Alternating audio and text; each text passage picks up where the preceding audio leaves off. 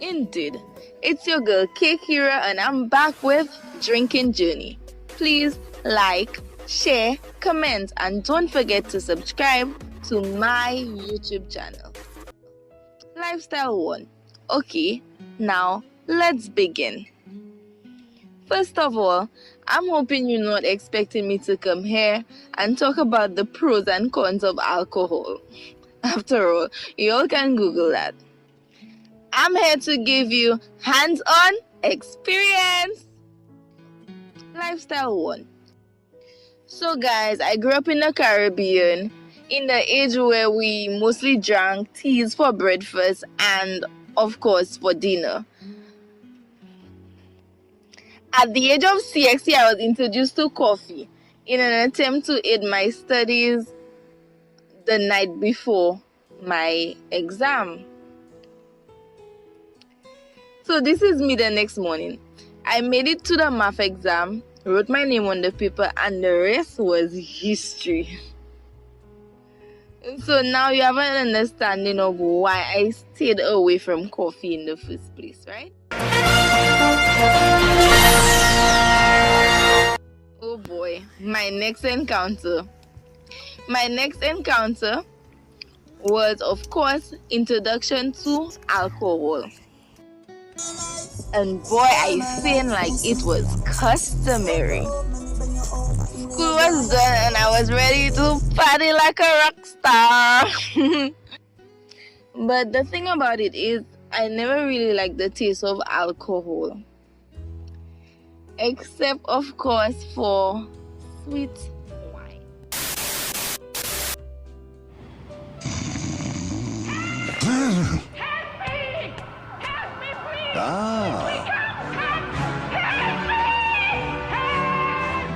Don't worry, my dear, I'm on my way. Oh, empty. That too.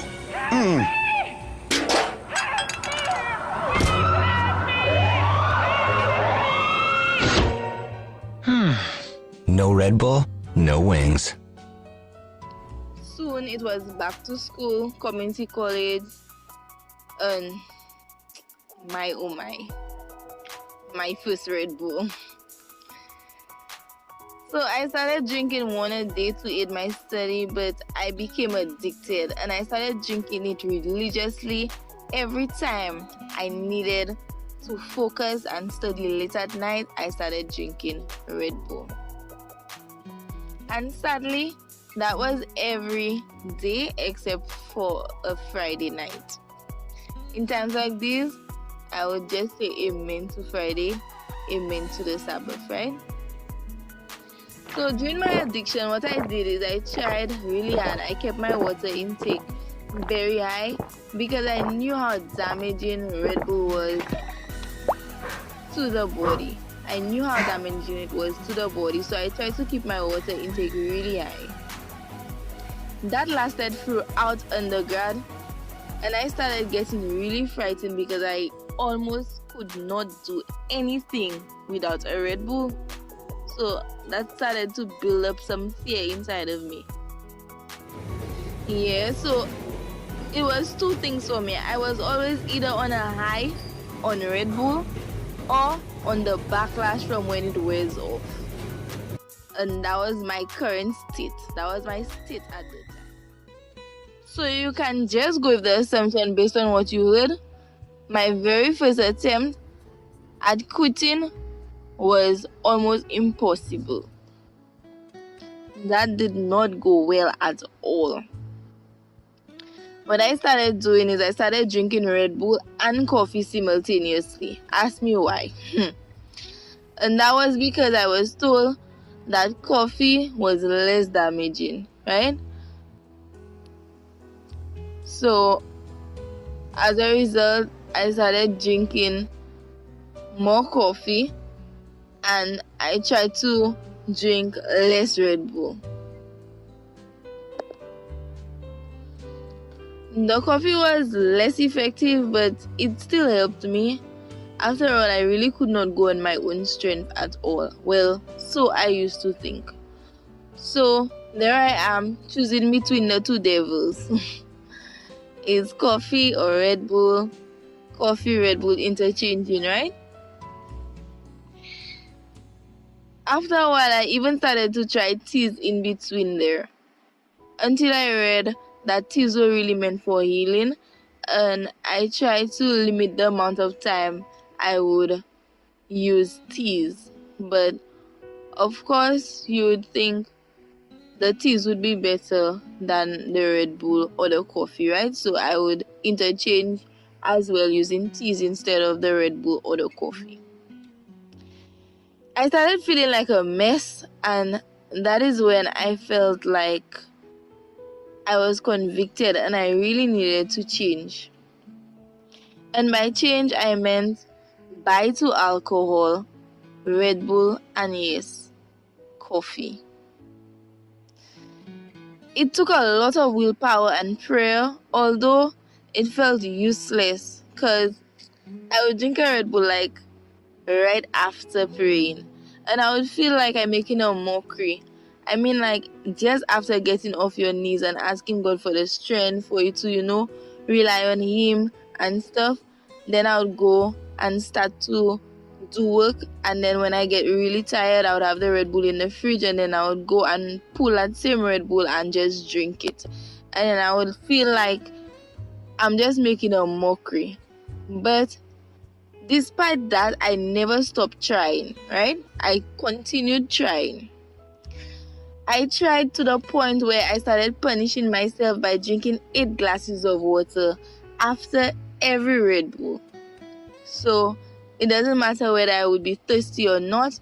After I drank a Red Bull, my punishment would be to drink 8 glasses of water. And after some time passed, one day I just woke up and I was like, you know what? That is just taking a toll on me. I'm always tired. I'm always sleepy.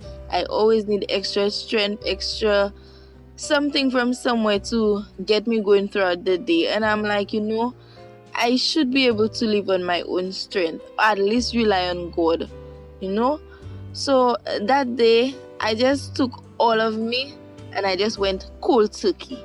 All of me and just went cold turkey. Change was just necessary at that point.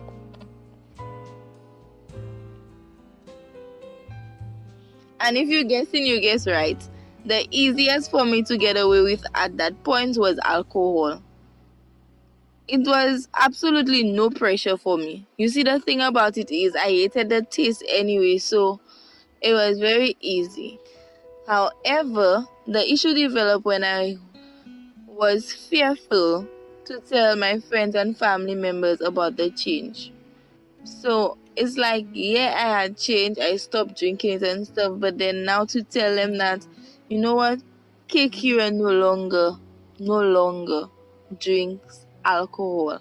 That was just something hard, and I was kind of afraid too, as to if they would accept me and how they would view me now as somebody who's changing and wanting to do better, wanting to not drink alcohol again with them. So it was something that developed some fear in me, and I wasn't ready to tell them about the change. But oh well, I had to tell them. They crept me, and at times peer pressure got the best of me. Boy, peer pressure not easy. You say you're not doing something, then you meet up with your friend, and then they offer you that same alcohol and you stop drinking already. You probably stopped drinking it 2, 3, 4 months ago, but then you meet up with that friend and then you're unable to tell them that, you know what, I don't drink alcohol anymore. So you just go with the flow and drink the alcohol, right? Because you're so afraid to tell the person, you make that change. And then, of course, I would go back down the ropes of praying. I would go back and pray and ask God, Lord, I make that stand for you. Help me that I may stand for you regardless, despite the fact that I have other persons in my life that continue drinking alcohol and doesn't see the need. Help me to be able to stand firm for you and let others know that I make that change. So that would have been my prayer, right?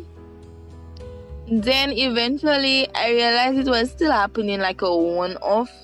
Like after I would have gone so long without it for a good while.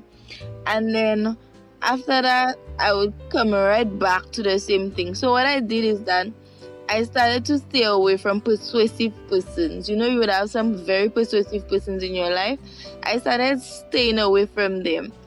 And bit by bit, when I felt like I was strong enough, it was my big break. I had overcome. And then now I was able to let them know, convey that message that I no longer partake in drinking alcohol.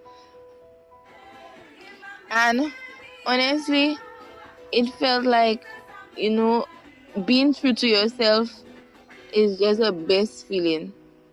So you're not playing yourself. You want to make that change. You tell your friends, you tell your family members that you've made that change, and you leave it to them to accept whether or not they want to go ahead with you and move on with you, knowing that you've made that change, right? So that's the best feeling ever. I felt absolutely great knowing that I was honest with myself and also with them. And now, lifestyle number 2. It was a struggle. A real struggle. Like I would always say, the struggle is real. But let's say a maximum of 2 weeks or less, the crave was kind of gone. And when I say the crave, I am talking, or I am rather referring to the crave for caffeine, the extra energy that I used to have. The crave was gone. My body was now able to depend on itself, and that was a miraculous thing. And yes, guys, I was rejuvenated. It was amazing and unbelievable. I could not even believe I was able to function as normal without caffeine. That was just mind-blowing for me. So much so that I was able to stay up late as usual. Without the coffee, without the caffeine, I was able to stay up late. I was even able to pull all-nighters without it. That again blew my mind. Because I never felt like I had the capacity in me to do such things. I really thought it was impossible.